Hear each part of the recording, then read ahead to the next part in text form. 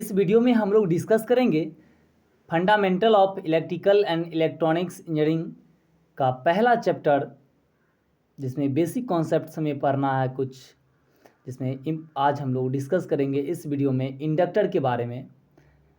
जो भी स्टूडेंट्स हमारा online class free of cost करना चाहते हैं वो हमारे एप्लीकेशन इलेक्ट्रो एकेडमी को प्ले स्टोर से डाउनलोड कर सकते हैं और फ्री में ऑनलाइन क्लास कर सकते हैं। हमारा ऑफलाइन क्लास 20 सितंबर से स्टार्ट होगा आपके कॉलेज के NHGP के पास।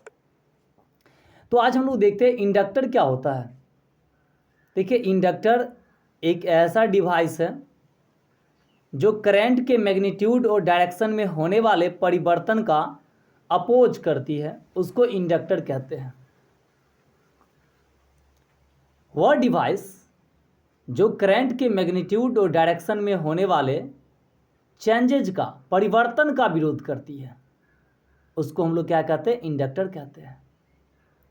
The device which opposes the changes in magnitude and direction of electric current is called inductor. जो डिवाइस करंट के मैग्नीट्यूड और डायरेक्शन में होने वाले परिवर्तन का विरोध करती है उसको हम लोग इंडक्टर कहते हैं। और ये जो अपोजिंग प्रॉपर्टीज होता है इंडक्टर का ना, ये अपोजिंग प्रॉपर्टी इंडक्टेंस कहलाता है। इंडक्टेंस को जनरली हम लोग कैपिटल L से डिनोट करते हैं। इसका ऐसा यूनिट, इंडक्टेंस का ऐसा यूनिट हेनरी होता है, हेनरी। यह एक पैसिव कंपोनेंट होता है। देखिए, पैसिव कंपोनेंट जो इलेक्ट्रिसिटी को कंज्यूम करते हैं, खपत करते हैं, उसको हम लोग पैसिव कंपोनेंट कहते हैं। जो इनपुट के रूप में इलेक्ट्रिकल एनर्जी लेते हैं, that is called passive component. जब किसी इंडक्टर से इलेक्ट्रिक करंट पास किया जाता है तो वह इलेक्ट्रिक फील्ड और मैग्नेटिक फील्ड दोनों उत्पन्न करता है। इंडक्टर इलेक्ट्रिकल एनर्जी को स्टोर करने का काम करता है। यह भी एक स्टोरिंग डिवाइस है। यह इलेक्ट्रिकल एनर्जी को मैग्नेटिक फील्ड के रूप में स्टोर करता है। इट मीन्स हम लोग कह सकते हैं इंडक्टर करंट को स्टोर करने का काम करता है। कहता है जब किसी इंडक्टर से करंट पास किया जाता है, यानी जब किसी इंडक्टर, यानी कि इंडक्टर कहे तो हम लोग कॉइल। नॉर्मली जब कोई तार है, उस तार को यदि किसी चीज़ के ऊपर हम लोग लपेट देते हैं तो वो कॉइल कहलाता है। जब हम किसी नॉर्मल तार को, वायर को किसी चीज़ के ऊपर उसे लपेट देते हैं, किसी भी कोर के ऊपर जब लपेटते हैं, किसी मटेरियल के ऊपर लपेट देते हैं, तो वो क्या कहलाता है? कॉइल कहलाता है। जैसे आप फैन वाइंडिंग करते देखते होंगे, जो वाइंडिंग से पहले वो तार है और जब वाइंडिंग कर दिया तो क्या कहलाता है? कॉइल कहलाता है। तो जब किसी कॉइल से करंट पास किया जाता है तो उस करंट के कारण से कॉइल के चारों ओर एक मैग्नेटिक फील्ड उत्पन्न होता है और इस तरह के कॉइल को हम लोग क्या कहते हैं? इंडक्टर कहते हैं। और मैग्नेटिक फील्ड उत्पन्न करने का इंडक्टर का जो प्रॉपर्टीज है उसको इंडक्टेंस कहते हैं। कहता है when A potential difference is applied between the terminals of coil.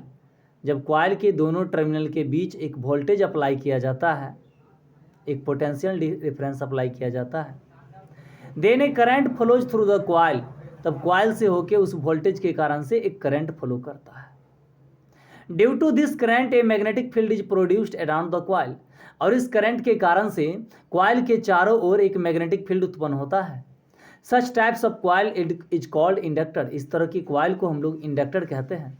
The properties of inductor of producing magnetic field is called inductance. और मैग्नेटिक फील्ड उत्पन्न करने का जो इंडक्टर का प्रॉपर्टीज है उसको हम लोग इंडक्टेंस कहते हैं। Inductor opposes the sudden changes of electric current in electric circuit. Electric circuit में करंट में होने वाले अचानक परिवर्तन को इंडक्टर अपोज करने का काम करता है। यदि किसी सर्किट में नॉर्मल करंट से अचानक एक्स्ट्रा करंट फ्लो होने लगता है या नॉर्मल करंट से कम करंट फ्लो होने लगता है तो यह उस करंट में होने वाले जो परिवर्तन, चाहे बढ़ोतरी है करंट में या उसमें डाउनफॉल है, दोनों का अपोज करता है। तो भाई आप अपोज कर रहे हैं कब कीजिएगा? इसका मतलब ये एक तरह से कहे तो ये करंट को इलेक्ट्रिक सर्किट में मेंटेन करता है। ज़्यादा है तो अपोज करेगा और कम है तो भी अपोज करेगा। जब एक्स्ट्रा करंट इलेक्ट्रिक सर्किट से फ्लो करता है तो वह उस करंट को अपने अंदर स्टोर करके रख लेता है, और जब सर्किट से कम करंट फ्लो करता है, रेटेड करंट से कम करंट फ्लो करता है, तो यह स्टोर्ड करंट की मदद से उस करंट को मेंटेन करता है।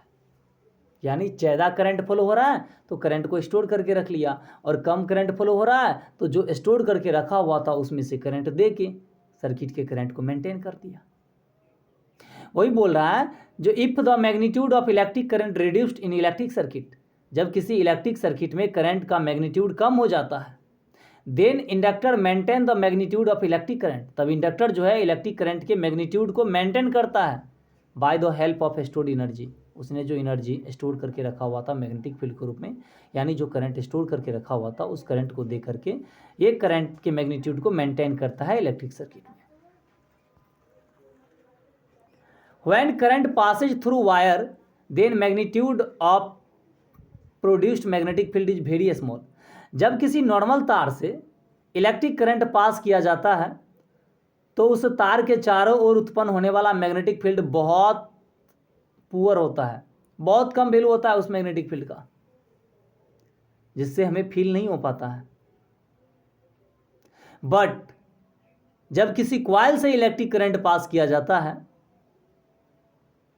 और तब जो मैग्नेटिक फील्ड उत्पन्न होता है वो काफ़ी स्ट्रांग होता है और उसको हम लोग आसानी से फील कर सकते हैं।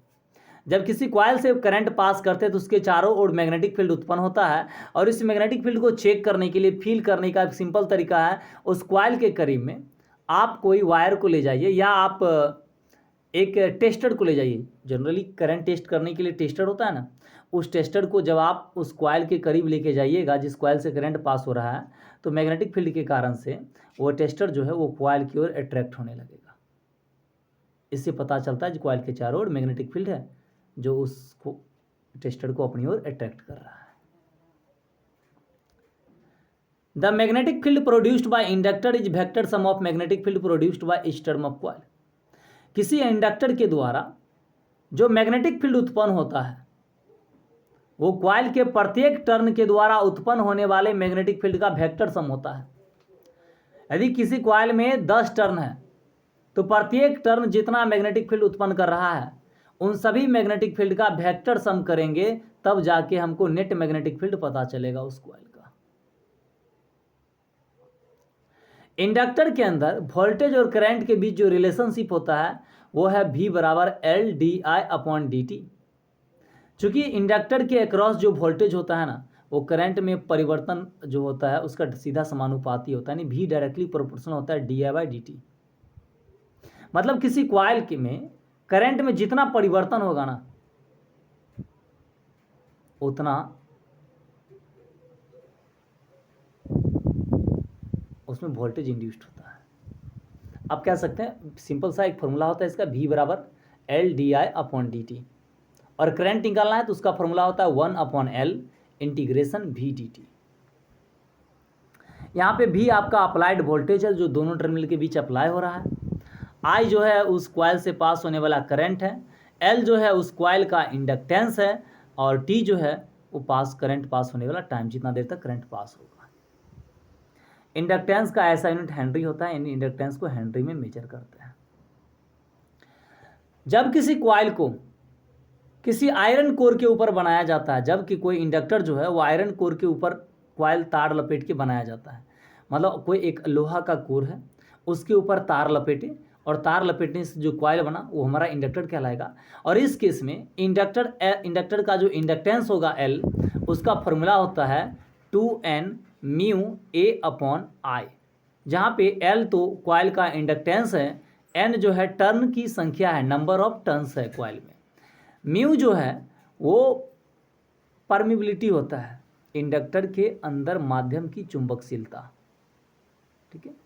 ए जो है वो कॉइल का क्षेत्रफल होता है, कॉइल का cross sectional area of coil. I जो है उससे पास होने वाला, मिस्टेक है, आई नहीं एल होता है, एल जो है उस कंडक्टर की लंबाई होती है 2N μA/L, आपका स्मॉल एल है, स्मॉल एल जो है इंडक्टर की लंबाई होती है, यानी कॉइल की लेंथ होती है, और एल जो है इंडक्टेंस है, ए क्रॉस सेक्शनल एरिया है, म्यू जो है वो परमिबिलिटी है, और एन टर्न की संख्या है। कहता है when AC current is pass through a inductor then an extra, and नहीं होगा एन एक्स्ट्रा होगा, एंड को एन कर दीजिएगा, an extra resistance is produced that is called inductive reactance. जब किसी इंडक्टर से एसी करंट पास किया जाता है तो इंडक्टर में एक एक्स्ट्रा रेजिस्टेंस उत्पन्न होता है, और उस एक्स्ट्रा रेजिस्टेंस को हम लोग इंडक्टिव रिएक्टेंस कहते हैं। इंडक्टिव रिएक्टेंस सिर्फ एसी में उत्पन्न होता है, डीसी में नहीं, क्योंकि जब इंडक्टर से डीसी करंट पास किया जाता है तो इंडक्टर में कोई एक्स्ट्रा रेजिस्टेंस उत्पन्न नहीं होता है, इसलिए डीसी करंट के केस में इंडक्टिव रिएक्टेंस नहीं होता है। इंडक्टिव रिएक्टेंस सिर्फ एसी के केस में होता है, क्योंकि जब हम एसी करंट पास करते हैं कॉइल से तभी इंडक्टिव रिएक्टेंस एक एक्स्ट्रा रेजिस्टेंस उत्पन्न होता है। इंडक्टिव रिएक्टेंस का फॉर्मूला जो होता है, इंडक्टिव रिएक्टेंस को जनरली एक्सेल से डिनोट करते हैं, यहाँ पे नहीं लिखा गया, आप नोट कर लीजिएगा। Inductive reactance is denoted by XL, और एक्सेल बराबर फॉर्मूला होता है ओमेगा एल। एक्सेल बराबर ओमेगा एल, ओमेगा आपका एंगुलर फ्रीक्वेंसी है और एल आपका इंडक्टेंस है, और ओमेगा का फॉर्मूला होता है 2 पाई एफ, यानी एक्सेल बराबर 2 पाई एफ है। कोई इंडक्टर कितना एनर्जी स्टोर करेगा उसका फॉर्मूला होता है एनर्जी स्टोर्ड बाय इंडक्टर का फॉर्मूला है E बराबर हाफ एल आई स्क्वायर। ई जो है स्टोर्ड एनर्जी है, एल जो है कॉइल का इंडक्टेंस है, और आई उससे पास होने वाला करंट है।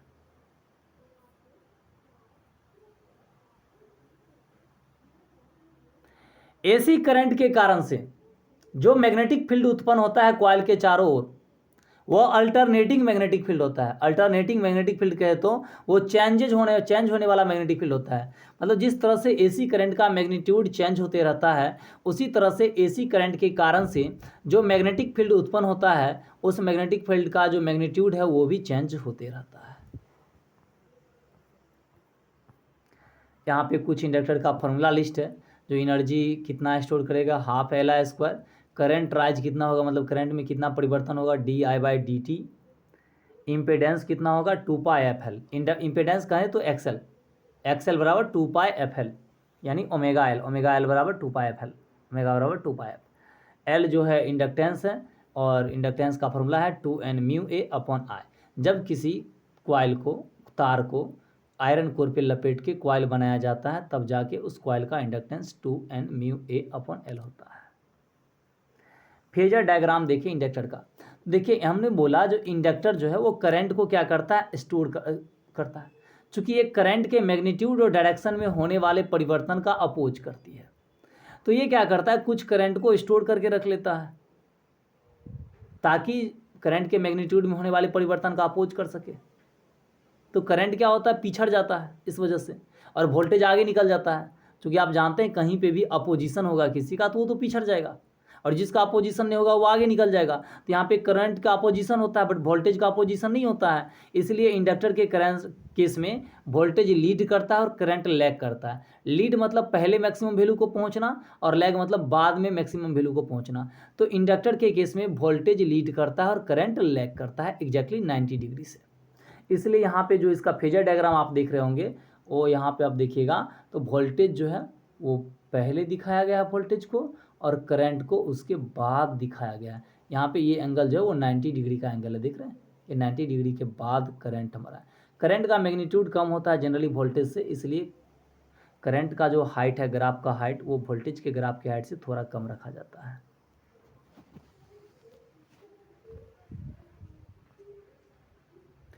अब टाइप्स ऑफ इंडक्टर, पहला होता है एयर कोर इंडक्टर। देखिए नाम से स्पष्ट है, यहाँ पे कोर के रूप में एयर का यूज किया जाएगा, और इस प्रकार के इंडक्टर का इंडक्टेंस बहुत ही कम होता है, लगभग 5 माइक्रो हेनरी होता है। चूँकि इस प्रकार के इंडक्टर का इंडक्टेंस कम होता है, देखिए एक फॉर्मूला आप पर है, एक्सएल बराबर ओमेगा एल। एक्सएल क्या है, इंडक्टिव रिएक्टेंस है, और यदि एल का वैल्यू कम होगा तो एक्सएल का वैल्यू भी कम होगा। मतलब यदि इंडक्टेंस कम होगा तो इंडक्टिव रिएक्टेंस कम होगा, और इंडक्टिव रिएक्टेंस क्या कर रहा है, करंट को अपोज करने का काम करता है। इसका मतलब यदि इंडक्टिव रिएक्टेंस कम है तो करंट का वैल्यू क्या होगा, ज़्यादा होगा।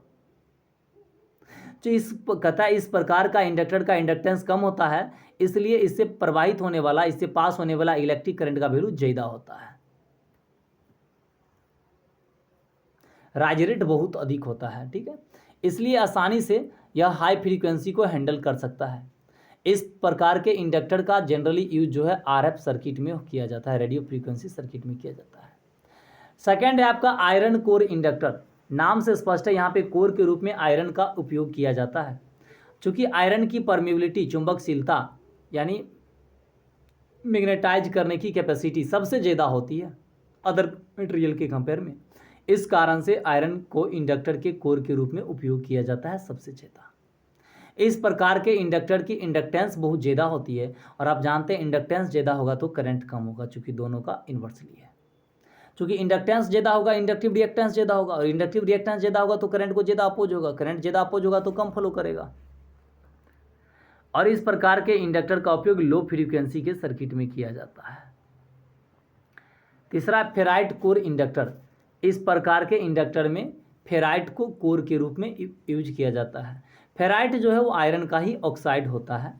इस ऑक्साइड को अन्य मटेरियल के साथ मिला करके कोर बनाया जाता है, और जब इस पर हम लोग तार लपेटते हैं तो वो हमारा कोर एक क्वाइल बनता है, और उस क्वाइल को यानी इंडक्टर को हम लोग फेराइट कोर इंडक्टर कहते हैं। यह इंडक्टर बहुत ही ज़्यादा उपयोग किया जाता है।